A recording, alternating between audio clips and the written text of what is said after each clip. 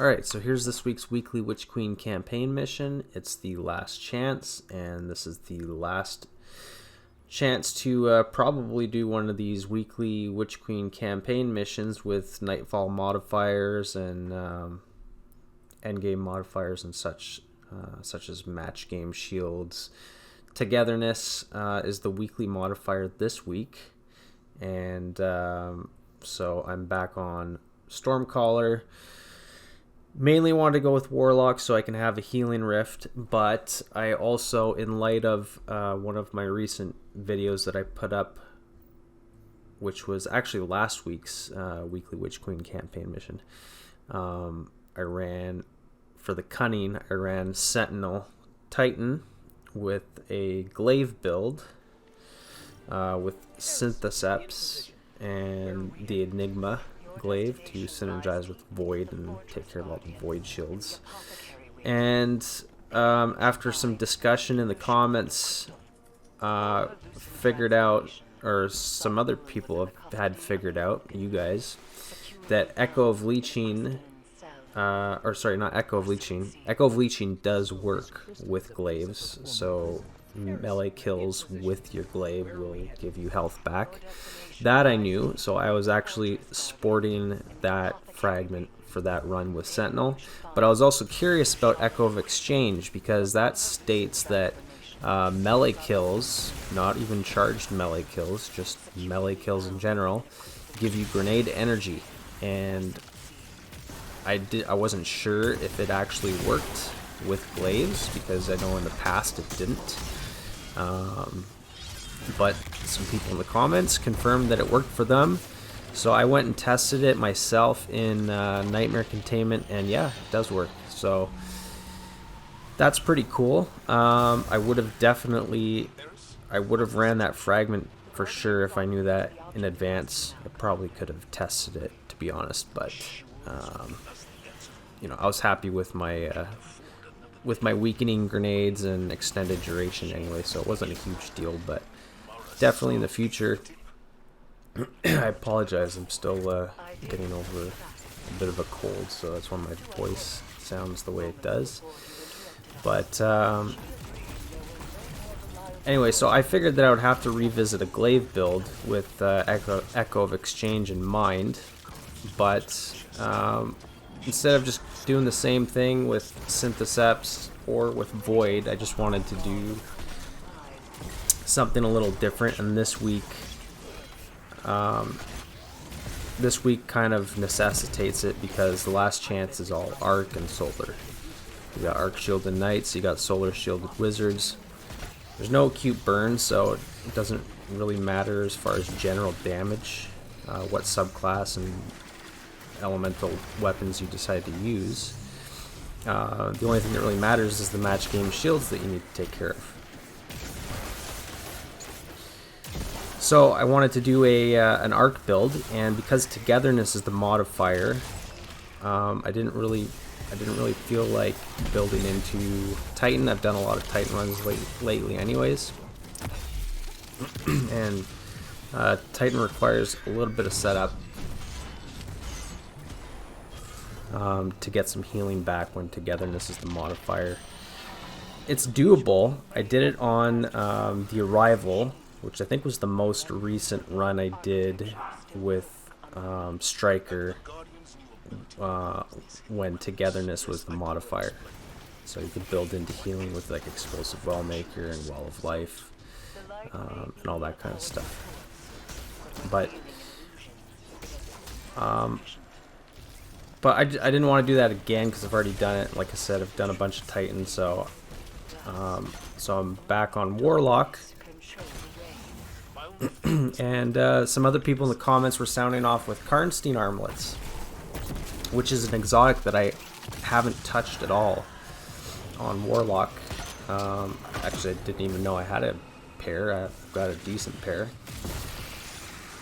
So I had a whole bunch of shards, so I just masterworked it and put together this build here. Tier 10 Resilience, Tier 10 Discipline, Tier 6 Recovery. And basically the exotic gloves, they they work with glaives now as well. So this season, a whole bunch of exotics got reworked to accommodate glaives, like, you know, melee-based exotics,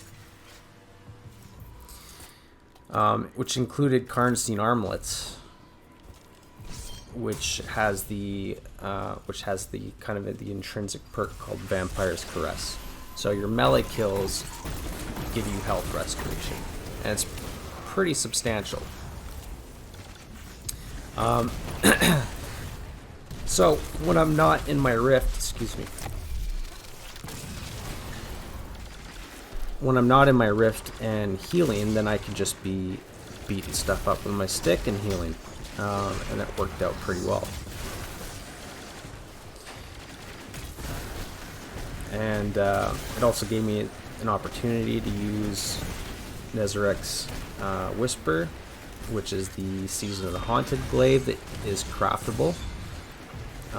So since this is the last week where you can actually easily acquire the seasonal weapons, you know, you might want to see if you can get your last pattern or whatever, or see if you can just get a decent one to drop. But this one I've got, I put Enhanced Demolitionist and Unstoppable Force on it, I believe. Unstoppable Force is just an all-around great perk on glaives, because it increases the projectile speed of the shot big time. So it makes it easy to break shields at range. And then Demolitionist just works really well because it's a special weapon. So you need less kills than a primary weapon to get your grenade energy back. I think it's like 5 kills or something. And then you've got your grenade back. And if you shoot all your projectiles, because glaives take forever to reload, you can just throw your grenade and then it instantly reloads for you, which is nice. It's also Arc, so it synergizes with Arc 3.0 and the Stormcaller build. And yes, I'm running Spark of Beacons, so whenever I'm amplified, my Arc special weapon kills will create blinding explosions. So in this case, Nezarec's Whisper is basically restoring my health from Vampire's Caress and Karnstein Armlets, and it's creating blinding explosions, which makes it easier to go and surround myself with ads and glaive them all to death. And then I've got some other fragments that also synergize with that, such as Spark of Feedback and Spark of Resistance. So when I'm surrounded, I get extra damage resistance from that fragment. And then, since everything's in melee range, I ran melee resist on my chest plate, but also I Spark of Resistance or feedback, the one that gives you plus 10 resilience, and it increases your outgoing melee damage when you receive melee damage. So if the enemies hit me, I hit them back harder than normal, basically. I don't know if this works with glaives or not, because it's just hard to tell in game without actually like testing it properly in a better testing environment than just doing this mission.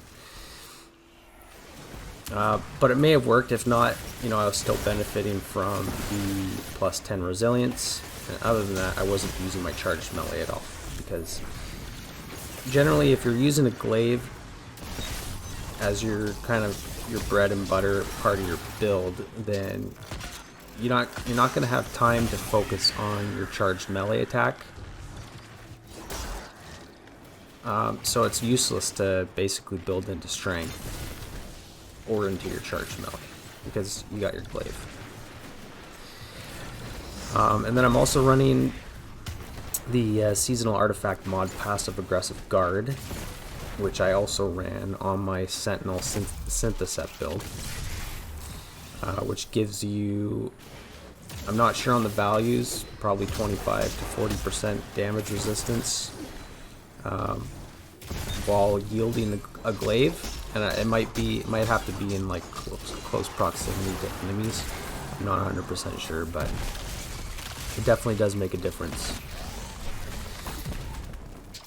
And then you also notice that I'm using Wendigo, which is one of the things I wanted to show off with this build, given that Warden of Nothing, the Nightfall for the week, is dropping Wendigo, which is a pretty good grenade launcher with a lot of different good weapon perk options. And Glaives, heavy grenade launchers are getting a pretty big buff in just a few days when Lightfall comes around. Something like 20% damage increase, while linear fusion rifles are getting a 10% nerf. So heavy GLs will definitely be used more often. Maybe not so much for boss DPS and raids and dungeons, but definitely in endgame Nightfalls and legendary campaign missions and all that kind of stuff. Because, you know, they're going to be good at taking care of champions. Like, even right now, this thing is not bad at taking care of champions. So yeah, I'm using it right now, but keep in mind this is pre heavy GL buff, and so the way in which I'm using it here wasn't just for like melting down champions, but it was also for doing a bit of ad clear. Because on this Adept version that I got about 5 or 6 Adept Wendigos from just running a few GMs over and over the other night. And I was looking for something with explosive light, ideally. And this one's got explosive light, and then in the first column, it's got the option of chain reaction and clown cartridge. So, and I've got spike grenades, which is kind of a must, because that increases the damage big time when you hit targets dead on. So I was pretty happy with this roll, because that means that I've essentially all in one weapon. I've got something that's good for ad clear and something that's good for DPS.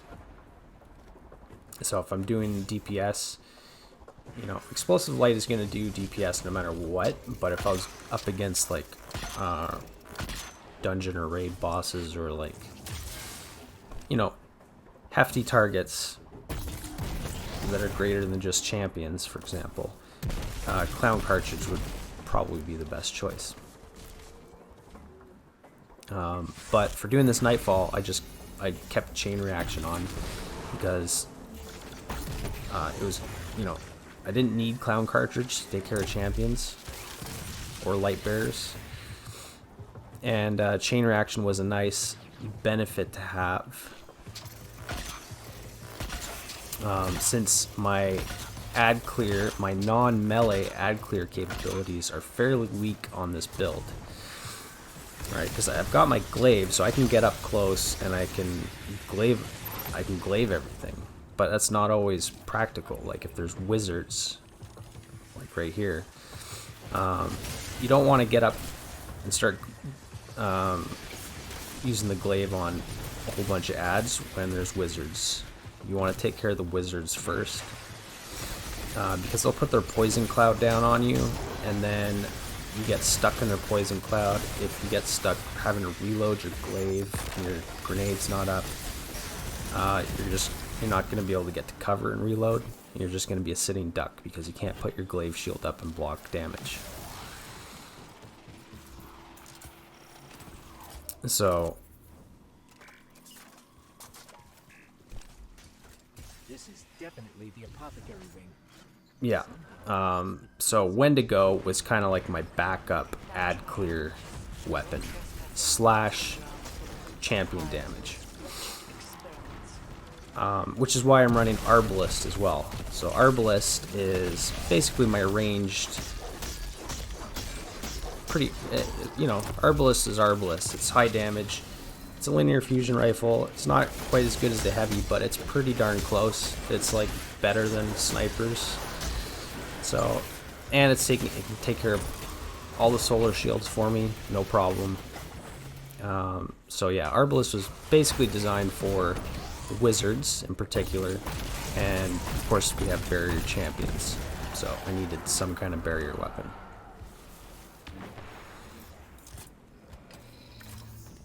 Which, by the way, frees up a slot on my arm piece to run Unstoppable Grenade Launcher, which costs 7 energy, which doesn't leave you much room for build crafting. And so because I had Arbalest with Intrinsic Barrier, I didn't have to run a second champion mod, and that meant that I was able to use Impact Induction. So that, and I'm not 100% sure if Impact Induction also works with Glaives or not. But that's like, basically it's like Echo of Exchange, like I was talking about earlier, the Void Fragment. Impact Induction gives you grenade energy for melee, either melee kills or melee damage, I can't remember. So it's a combat mod that I usually run on melee based builds if I can. So it was convenient that I had exactly 3 energy left to put that combat mod on and use it. So other than that,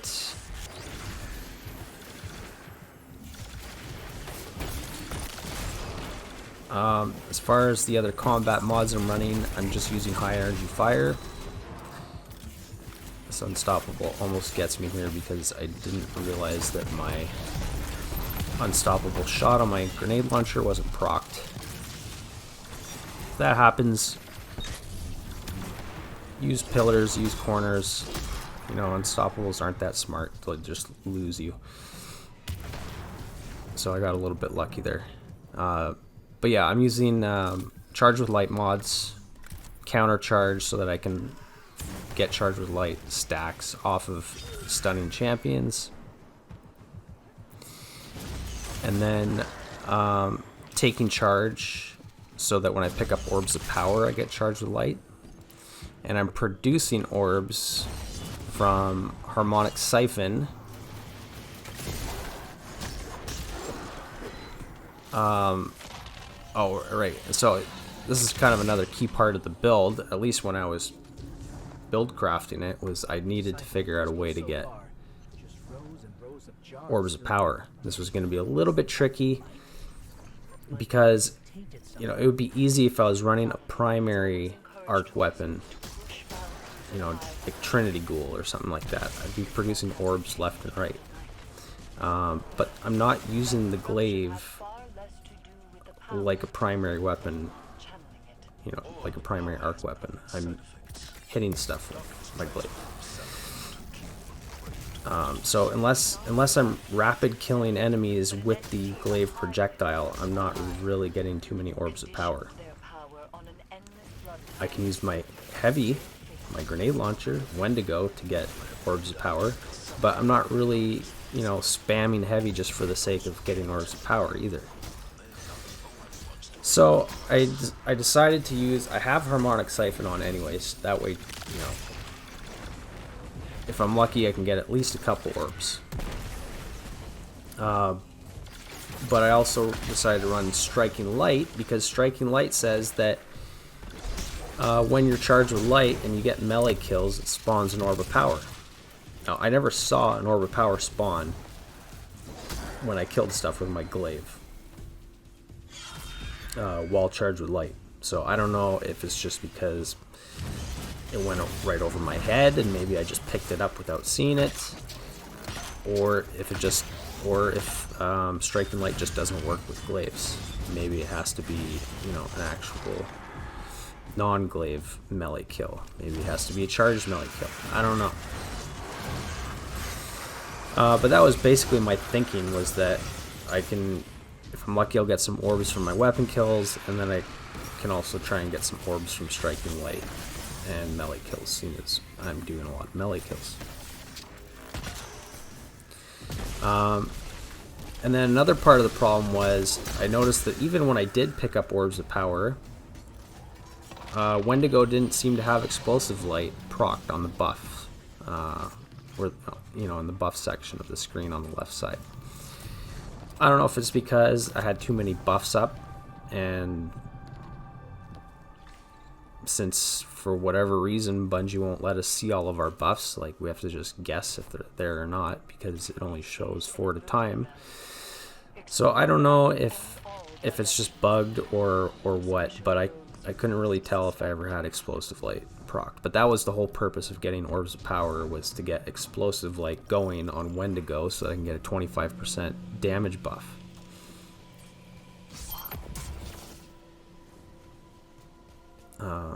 But yeah. Looks like we're interrupting something. Where's the wizard overseeing all this? But altogether, like, you know, there's a lot of hype around Wendigo. It does have a lot of good perks, but you can basically get the exact same grenade launcher, and you probably have a whole bunch of them in your vault if you've been saving them for whatever reason. But they've been dropping for the past year straight. I'm talking about the Typhon, Typhon, which is one of the Witch Queen world drop weapons that you just get, like, you go and decrypt your engrams from Raoul. Or open legendary engrams, you're just gonna get Typhons left and right. Like, if you've been playing a lot over the last year, you've probably collected at least like 200 of them and deleted them. But it's the exact same grenade launcher as Wendigo, same archetype, and everything. The only difference is it's stasis, and it has a different perk pool, but it also has Explosive Light. And it has Demolitionist, which Wendigo does not. So if you're doing a grenade build, Typhon could actually be a pretty good DPS option. So I wouldn't stress out too much if you don't have a good Wendigo, or if you can't get one this week from the Grandmasters. You don't have to do, you could do Master and get a pretty good draw. I did 2 Masters and I got lucky. I got drops both times with after getting platinum rank, of course, but I was mainly farming it on GMs. So I mean, yeah, you can get the Adept version, but even the Adept version is not, you know, it's more a novelty than anything, because the only difference you get is you get some Adept mod options that you could put on it, like, so you can add range or velocity or blast radius, or instead of just having major spec on, you can combine major spec and boss spec with Adept big ones, which is what I'm running here.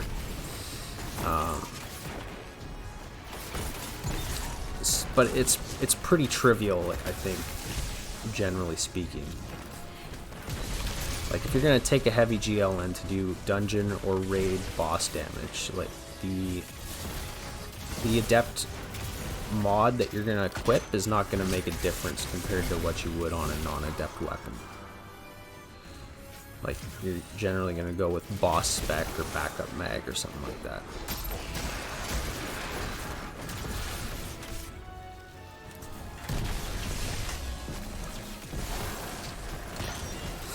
And I do plan on doing at some point a solar build for a solar glaive build with Judgment of Kelgorath. I've been wanting to do that, but I do have a random roll Kelgorath with close to melee, but I'm still working on my crafted version. So until I do that, I probably won't put up a solar glaive build. So that'll take me into next season. And everything's going to be different next season anyways, which I'm really looking forward to. Especially with loadouts. Like, I spend most of my game time scratching my head over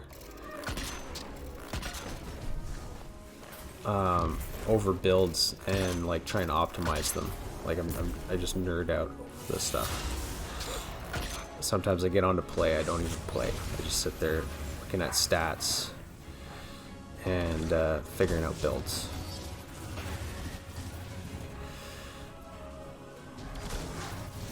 but it's not like, it's not to the extreme where like I'm gonna start just doing build videos. Like if you've been watching my channel over the past few months, I just do these solo flawless master runs, and it includes discussions about builds. For whatever reason, I thought the boss was spawning right there, so that's why I had that random failed pulse grenade. But I like to put builds into a practical application setting. Like, you could take any build you want into like a 2-minute long lost sector and have reasonable success, but you know, Nightfalls and weekly missions are like 10 times longer than lost sectors, so they're a little bit more telling on the endurance and stamina of a build if you can survive that long, not just 2 minutes.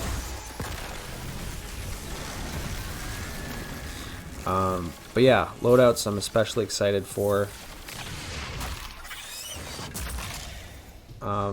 I'm excited for a whole bunch of stuff. So, anyways, that might be the last video I put up. A video I put up for this season. So again, sorry for the for my voice, but it is what it is. And anyways, I'll probably see you in Lightfall. Hopefully, I'll get some kind of content out there early. It's gonna be a lot of grinding for my schedule, so I'm not sure how much I'll be able to put up immediately starting next week. But anyways, I'd appreciate it if you watch this long and you like the content, leave a like, drop a comment, and I will see you in the next one. Take care.